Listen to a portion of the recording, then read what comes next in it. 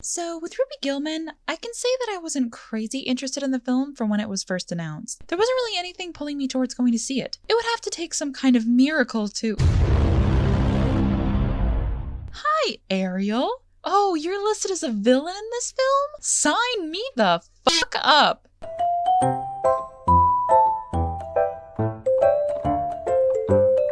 Hey, what's going on, guys? It's your BFF Snowy Warrior 663 here, right now. And I got to see Ruby Gillman, Teenage Kraken on opening night at 9:45 p.m. in a theater with about 10 other people. I'm all for supporting animation in all forms in theaters, and because I'm working on my Mega DreamWorks binge, I had to see this one by default. So, how was the movie? Well, it was definitely a kids movie. I know that there are a lot of animation films that are made for kids, which is not a bad thing. But one thing that is good about those kids films is that adults are still able to enjoy them for what they are. With Ruby Gillman, it just felt like it was strictly for a younger audience. The only real enjoyment I got here were a handful of the jokes and some of the animation. The actual Kraken designs were really cool, and the way they moved above and underwater was extremely pleasing to look at. Okay, this is gonna sound off topic, but I want to play a game with you guys real quick. Listen to this plot summary. Humor me, please. This film follows a young teenage girl on her quest to attend a special event while her mother disapproves. But there is a generational secret in the family that only affects the women, that allows them to turn huge and into some kind of monster. Now, our protagonist must balance this new ability with her teenage life. The mother and grandmother of our main character have a strained relationship due to an incident in the past, and the entire film concludes with an epic kaiju battle at the event the main character was trying to attend. Yeah, so the plot of Ruby Gillman and Turning Red are surprisingly similar. There are, of course, a lot of elements of the two that do not overlap, but when both films open with a "This is me" segment full of the main character's personal flair, it gets extremely noticeable. Even Ruby's friends feel like similar characters to May's friends in Turning Red. Also, don't give me crap about spoiling the kaiju battle at the end. It's in the trailer and seriously hinted at on the poster. I know that it seems like I'm talking down to this movie a lot, but it isn't horrendous. I didn't feel bored during the movie, but I did feel a little talked down too.